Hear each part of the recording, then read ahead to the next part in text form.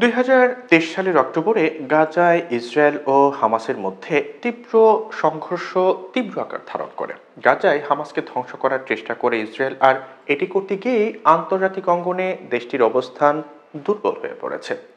আগে যে ইসরায়েলকে পশ্চিমা দেশগুলো সমর্থন করত, এখন তারা নিজেদের অবস্থান পুনর্বিবেচনা করছে। বিশেষ করে গাজায় চলমান সহিংসতা, বেসামরিক জনগণের বিপর্যয় ও ইসরায়েলি বাহিনীর কর্মকাণ্ডের কারণে বিশ্ব জনমত অনেকটাই পাল্টে গেছে।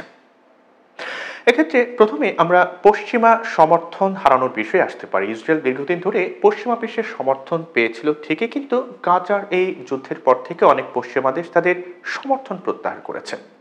গাজার মানুষের উপর চলা আক্রমণ ও মানবাধিকার লঙ্ঘনের কারণে অনেক দেশই ইসরায়েলের কঠোর সমালোচনা করছে।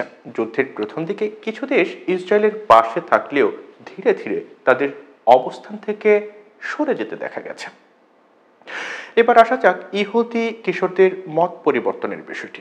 এক সময় যারা ইসরায়েলকে সমর্থন করতেন, বর্তমানে তাদের মধ্যেও বিভক্তি দেখা দিয়েছে। বিশেষ করে আমেরিকার ইহুদি কিশোর কিশোরীদের মধ্যে একটা বড় পরিবর্তন এসেছে। 1/3-এরও বেশি ইহুদি কিশোর এখন হামাসের প্রতি সহানুভূতি প্রকাশ করেছে।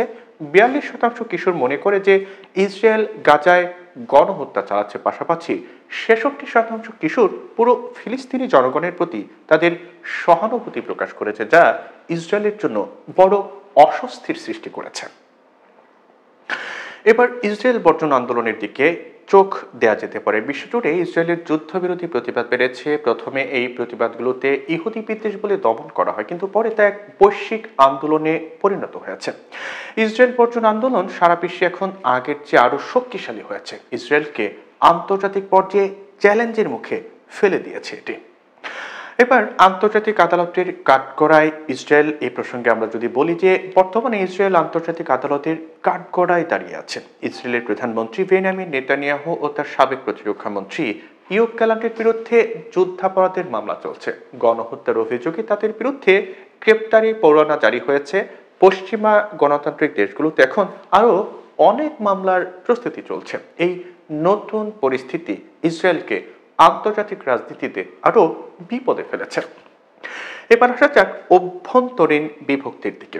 ইসরায়েলের অভ্যন্তরেও এক বড় ধরনের বিভক্তি দেখা দিয়েছে। একদল ধর্মীয় ইহুদি সম্প্রদায় সামরিক সেবা করতে অস্বীকার করছে, অন্যদিকে সেকুলার ও ধর্মীয় জাতীয়তাবাদী ইহুদিদের মধ্যে মতবিরোধ তীব্র হয়েছে। এর ফলে ইসরায়েলের যে অভ্যন্তরীণ স্থিতিশীলতা ছিল, বর্তমানে এটি অনেকটাই চ্যালেঞ্জের মুখে পড়েছে। এখন আমরা যদি এক কথায় বলি, তাহলে বলা যায় যে গাজার এই যুদ্ধ ইসরায়েলকে শুধু সামরিকভাবে নয়, আন্তর্জাতিক এবং কূটনৈতিকভাবে তলানিতে নামিয়েছে। ইসরায়েল এখন একটি কঠিন রাজনৈতিক ও কূটনৈতিক পরিস্থিতি দাঁড়িয়ে আছে। একদিকে যুদ্ধক্ষেত্রে তারা লক্ষ্য অর্জন করতে পারেনি, আর অন্যদিকে বিশ্বব্যাপী সমর্থন হারিয়ে সংকটে পড়েছে ইহুদি দেশটি।